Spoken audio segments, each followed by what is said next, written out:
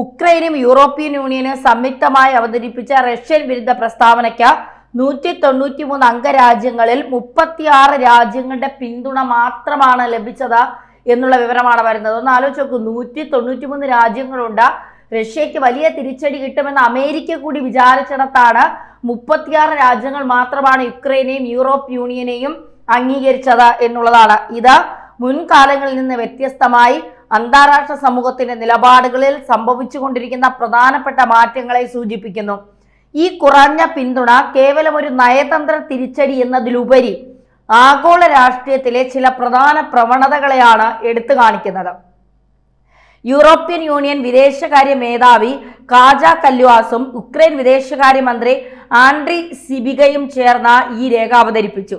റഷ്യയുടെ മേൽ പരമാവധി സമ്മർദ്ദം ചെലുത്താൻ ആഗോള സമൂഹത്തോട് ഇത് ആവശ്യപ്പെടുകയും ഉക്രൈന്റെ അന്താരാഷ്ട്ര അംഗീകൃത അതിർത്തിക്കുള്ളിലെ പ്രാദേശിക അഖണ്ഡതയെ പിന്തുണയ്ക്കണമെന്ന് ആഹ്വാനം ചെയ്യുകയും ചെയ്യുന്ന രേഖയാണ് അവതരിപ്പിച്ചത്. പക്ഷേ ഈ സംയുക്ത പ്രസ്താവനയെ ഹംഗറി ഒഴികെയുള്ള 26 യൂറോപ്യൻ യൂണിയൻ അംഗരാജ്യങ്ങളും Armenia, Andorra, Australia, Bosnia and Herzegovina, Canada, Japan, Monaco, New Zealand, Norway, Britain എന്നീ രാജ്യങ്ങളും മാത്രമാണ് അംഗീകരിച്ചത്. അതായത് ഹംഗറി ഇതിൽ പെട്ടില്ല. ഹംഗറി ഒഴികെയുള്ള രാജ്യങ്ങളാണ് ഈ പ്രസ്താവന അംഗീകരിച്ചത്. ഈ പ്രസ്താവന അംഗീകരിക്കാൻ തയ്യാറാവുകയോ മനഃപൂർവ്വം വിട്ടു നിൽക്കുകയാണ് ഉണ്ടായത്.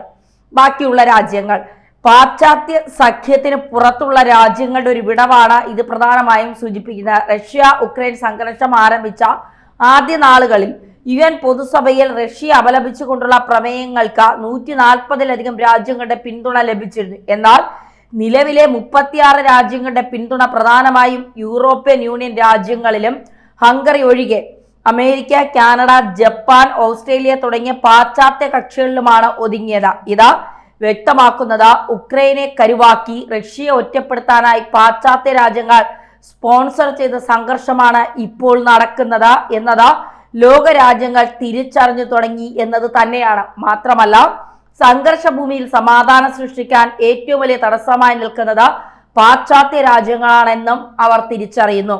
ആഫ്രിക്ക, ലാറ്റിൻ അമേരിക്ക, ഏഷ്യയുടെ ചില ഭാഗങ്ങൾ എന്നിവ ഉൾപ്പെടുന്ന ഗ്ലോബൽ സൗത്ത് എന്നറിയപ്പെടുന്ന രാജ്യങ്ങൾ പ്രസ്താവനയെ പിന്തുണയ്ക്കുന്നതിൽ നിന്ന് ബോധപൂർവം വിട്ടുനിൽക്കുന്നു.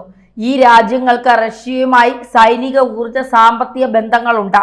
പാശ്ചാത്യരുടെ താല്പര്യങ്ങൾക്കനുസരിച്ച് റഷ്യയെ തള്ളിക്കളയാൻ അവർ തയ്യാറല്ല എന്നതാണ് ഇതിൽ നിന്ന് മനസ്സിലാവുന്നത്.